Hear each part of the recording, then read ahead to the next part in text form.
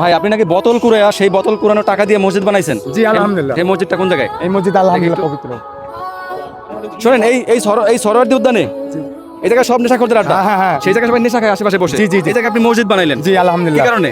এই মূল উদ্দেশ্য আমার পথে মানুষ না বউ কলম, আবার দ্বিতীয় কথা এখানে যদি মসজিদ হয় মাদক আশ্রয় কমবে, আর এখানে ছিনতাইবাজ কমবে, চাঁদাবাজ কমবে। এই মসজিদ বানানোর জন্য সর্বপ্রথম কয় টাকা নিয়ে নামছেন? আমি এই মসজিদে আলহামদুলিল্লাহ বোতলে কুড়িয়ে 300 টাকা দিয়ে ফার্স্টে এই যেরকম ওই নীল কারবার কিনছি সেকেন্ড হাফ। 300 টাকা দিয়ে নীল কার্পেট কিনছেন? হ্যাঁ সেকেন্ড হাফ কিনা পরে করলাম, আবার তারপরে আমি কামে গেছি, তারপর 200 টাকা কামাইছি, পরে এই কার্পেট নিয়ে যাচ্ছি। হ্যাঁ, পরে জাইন নামাজ কিনছি, আস্তে আস্তে আস্তে আস্তে আস্তে সব কিছু একটু একটু একটু করে কিনে কিনে।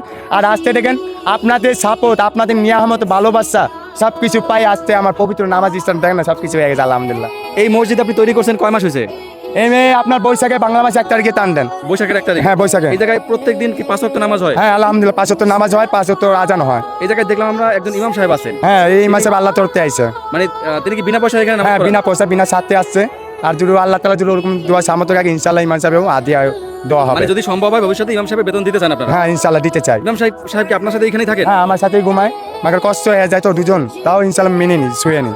আপনি নাকি এই জায়গায় বিনা পয়সায় নামাজ পড়ান? বিনা পয়সা আমি আল্লাহর জন্য, এখানে কোনো পারিশ্রমিক আমি নাই, আর দেওয়ার মতো তো ওরকম পরিবেশ নেই বা যে দিব ওরকম কেউ নাই।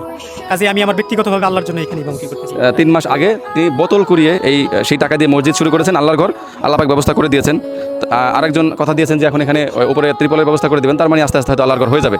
তো আপনারা এই ভিডিওটি শেয়ার করে দিবেন, কারণ হচ্ছে আপনারা একজনের ভিডিও শেয়ার করছেন, সেই ভিডিও ভাইরাল হওয়ার পরে আমরা একজন আসা শুরু করলাম। আস্তে আস্তে কিন্তু ওনাদের আল্লাহর ঘর, এই মসজিদের একটা একটা করে ইট, এই যে কার্পেট, জায়নামাজ, একটা একটা করে ব্যবস্থা হয়ে যাচ্ছে। তো এরকম আপনারা যদি এই ভিডিওটি শেয়ার করেন তাহলে হয়তো একসময় উনিও যে ঋণগ্রস্ত, এখান থেকে তিনি বেতন পায়, তো সেটা দিয়ে উনি ঋণ পরিশোধ করতে পারবে। এখানে মসজিদ হলে মানুষজন, এই সরোয়ার্দী উদ্যান হচ্ছে একটা নেশাখোরদের আড্ডা। সেই নেশাখোরদের আড্ডার মধ্যে আল্লাহর ঘর মসজিদ, এখানে আল্লাহর ইবাদত হচ্ছে। তো যারা নেশা করে তারাও আস্তে আস্তে এখান থেকে দূরে সরে যাবে, নাকি ভাই সরবে না? কারণ যখন দেখবে এখানে 5 ওয়াক্ত নামাজ হয়, আস্তে আস্তে তারাও এখান থেকে দূরে সরে যাবে। তো আমরা সেটা আশা করি, নিশ্চয়ই আপনারা সেটি চাইবেন।